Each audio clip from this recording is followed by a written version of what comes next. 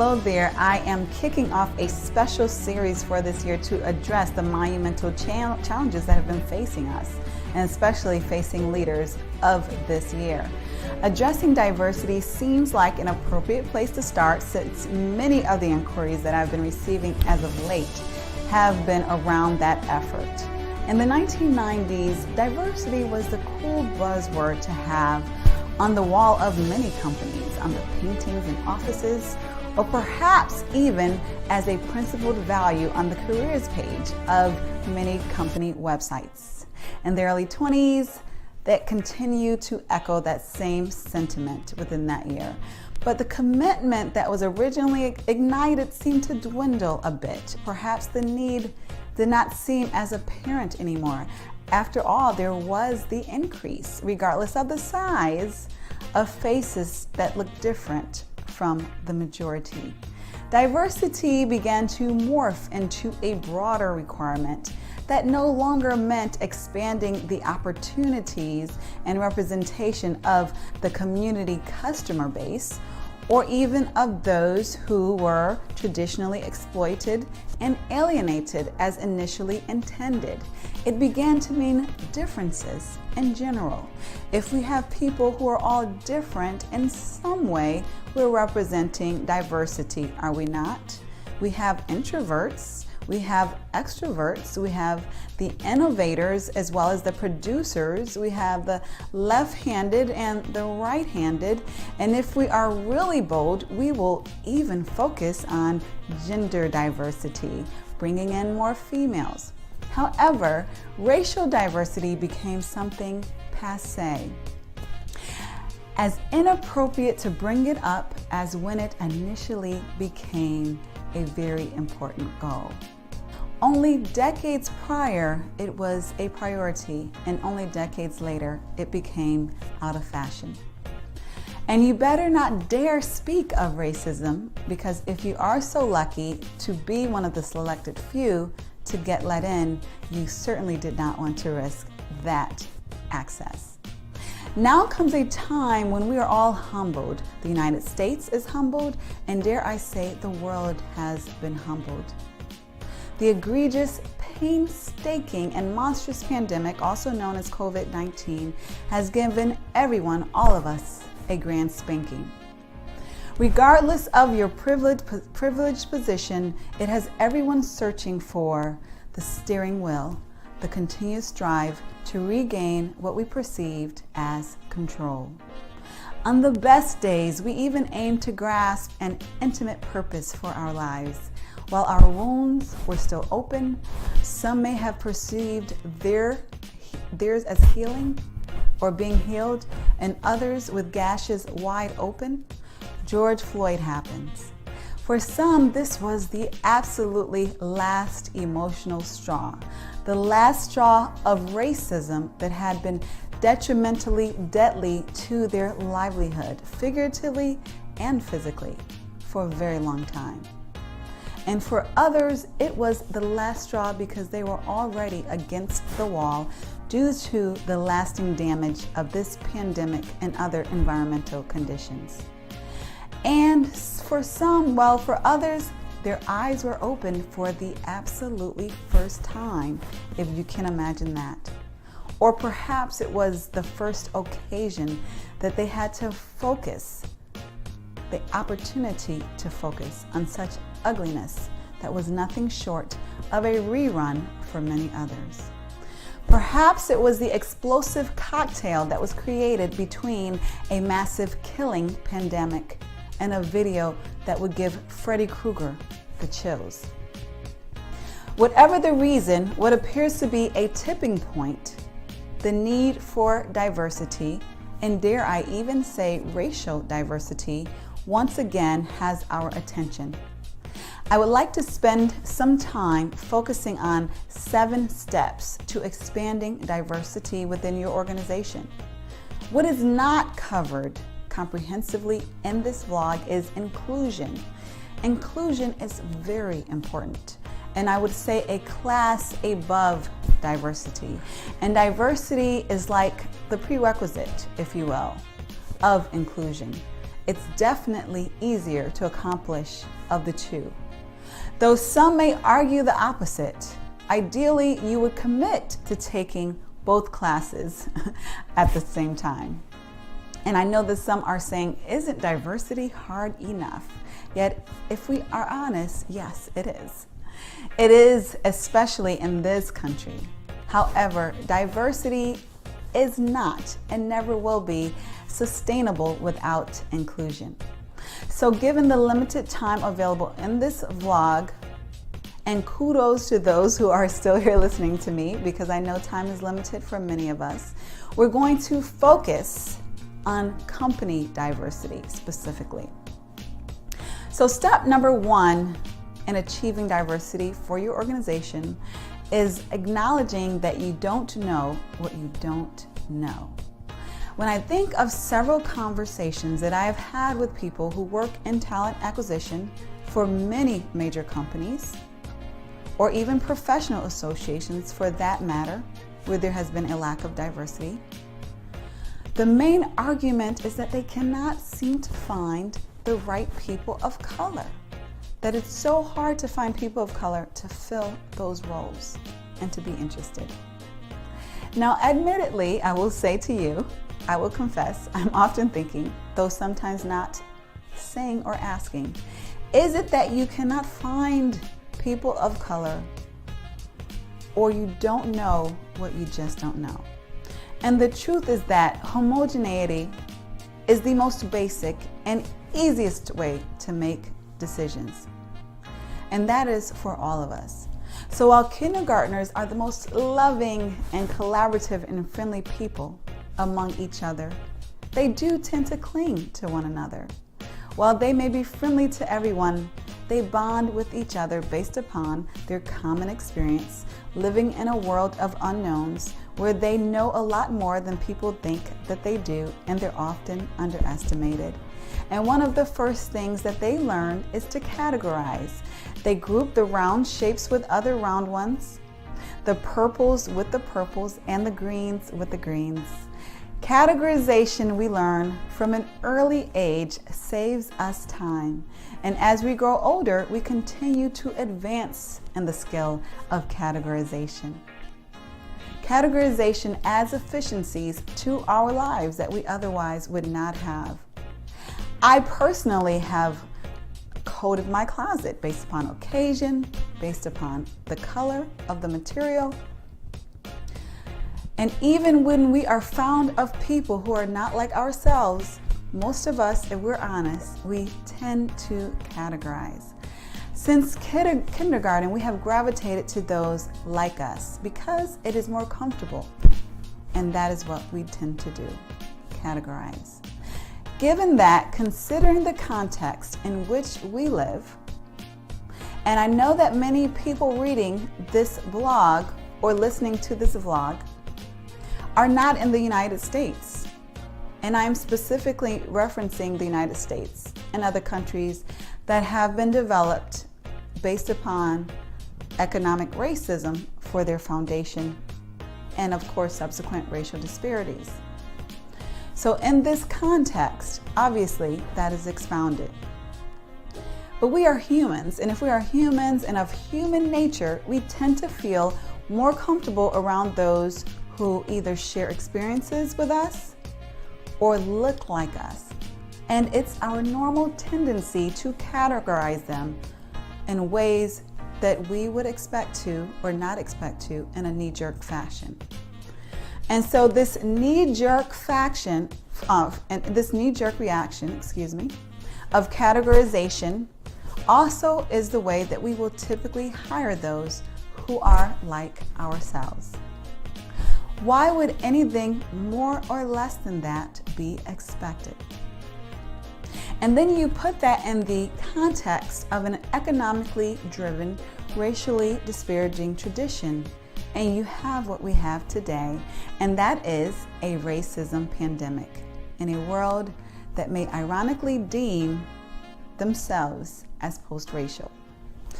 I am reminded of a time when I was in church. I'm still in church, but there was a special occasion where blue was the color that we were to wear. Now, I went shopping and I went to at least 3 of my favorite stores, and I could not seem to find that right blue dress. Interestingly enough, I saw several green dresses. There were just green dresses all over the place. And perhaps, maybe just perhaps, that's because green is my favorite color. I wasn't used to wearing blue, I would admit, and blue was a stretch for me, and I rarely, if ever, wore blue. I eventually found a blue dress online, but I lacked a connection to it. I just was not used to wearing it. Sure, some may be offended that I dare compare people to dresses. And I agree, it's not that simple. Though what is that simple is that we are emotionally driven beings. Oftentimes we believe that we're making sound, objective decisions when we're doing nothing of the sort. We're simply responding to what feels the most familiar, the most emotionally comfortable. And some of us call it a gut feeling. Dare we not trust our gut in this modern era of self-actualization? Even in this proclaimed era of self-actualization, we must be open to learning from others in order to achieve greatness. I don't know Spanish very well, so I'm taking Spanish classes. I get help from my Spanish friends, and I don't assume that there's no use for Spanish simply because I don't know how to master the language yet. And so let's not assume that there is no need to attempt diversity simply because you haven't yet mastered it. Be open to learning from others, even if you have achieved greatness in specific areas. What many do not know is that diversity takes significant effort. While I love diverse environments and novel experiences, this is not the norm. Most people of all races prefer what is familiar. Familiar is more comfortable. Comfortable is convenient. And this leads us to number 2. Get comfortable with being uncomfortable. If you are genuinely desiring diversity within your organization, you're going to be uncomfortable at times. You may be uncomfortable when they have personal stories to which you cannot relate. You might be uncomfortable because they don't get your jokes. You might be uncomfortable when they disagree with your seasoned and tenured opinion. If you're at the most elementary stages of racial and cultural diversity, you may even be uncomfortable by such superficialities as the differences of foods that they eat, or the differences in their hair, and even maybe their skin. Though if you are genuinely hoping to work in a diverse work environment, you will be comfortable with your lack of comfort and with being uncomfortable until you become more comfortable. The third step, which has been implied already, is to not trust your gut. Do not trust your gut when it comes to increasing diversity within your organization. I know this sounds counterintuitive from everything that you have learned regarding how to live and how to make decisions. However, when building diversity, it is selfish and downright dangerous to rely on your gut.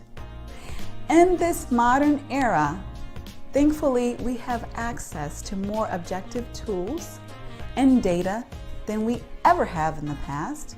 When hiring and promoting, we should use assessments and simulations to help us make objective decisions. Such tools help us to analyze the quality of talent that is not subjectively based, but based on relative subject matter expertise and performance ability. Now let's get to step number 4. And step number 4 is knowing your community. Know your community base because it is important for 2 reasons. Firstly, the more that you know your community base, the more knowledgeable that you will be in finding and attaining diverse talent that is not far away. Quite conveniently, a community base can conceivably be global at this point in our modern era. This is most commonly found among higher level positions that typically include searches that will pay, will reimburse, will sponsor relocation globally even. The second important reason that you want to be intimate and know your community base is because every organization should be an asset to their community.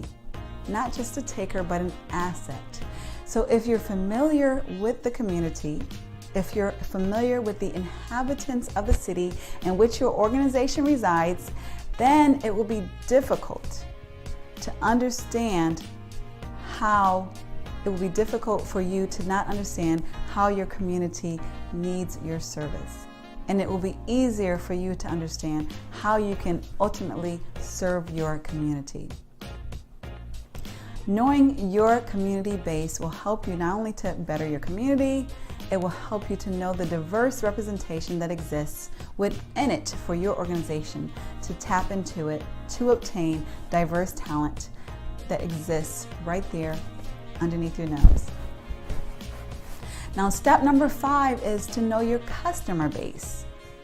Now, I know this is common knowledge in marketing, but oftentimes some organizations still tend to ignore what their company base is composed of. Many organizations have taken advantage of researching their customer base, but if you have not, I encourage you to do so. So when a workforce lacks the diversity and the thought perspective that is represented within their company base, or within their customer base, then selling and serving that customer audience places them in a disadvantage to do so. So it's important to know your customer base, because then you will know how to best serve and attract and continuously attract those who are interested in what you have to offer. Step number 6 is to make diversity a priority. Yes, if you're reading this, you have an intention of increasing diversity within your organization, hopefully.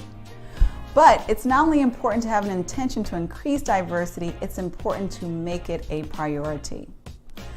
Why is this important? Because as we know, most of our days are fully occupied. They're busy. We're rushing to make deadlines, working positively toward various goals, and placing effort based upon the priorities, yes, the priorities of our organization.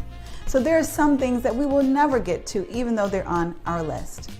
There is never a time when we get to do everything that we want to do, but we focus on what is prioritized at the highest by our leadership. We ensure that diversity is a priority by setting direct goals tied to it.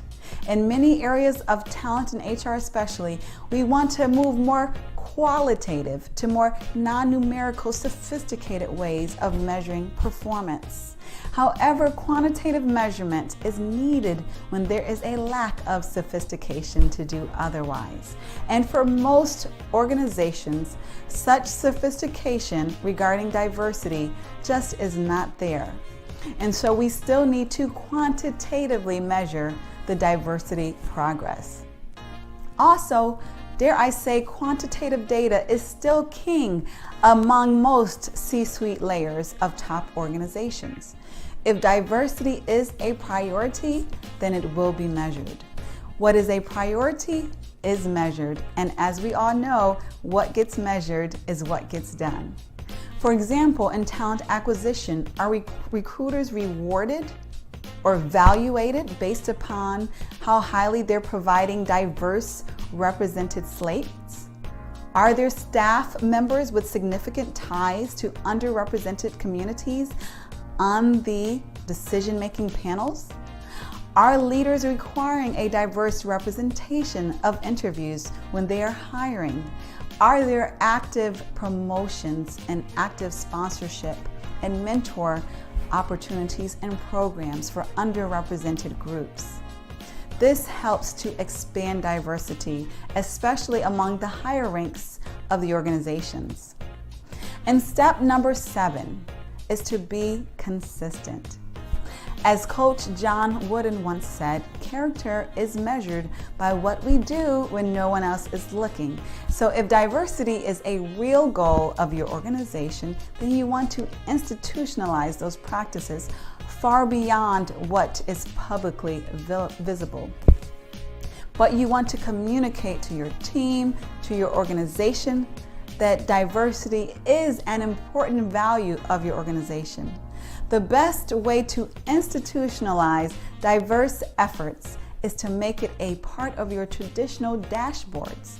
When you measure quarterly the performance of your organization or your team, you can also measure hiring and retention of diverse talent bases. In addition to lag measures, you can also use lead measures that proactively link efforts to diverse outcomes, including recruitment and internal inclusion efforts. If you find this information interesting or helpful, I have a big ask for you, and that is to please share it with others, because I know that there are some people who are genuinely struggling with diversity, and I want this to be a help with them. So share with those, especially those leaders who you believe would benefit from this information, and have a phenomenal day.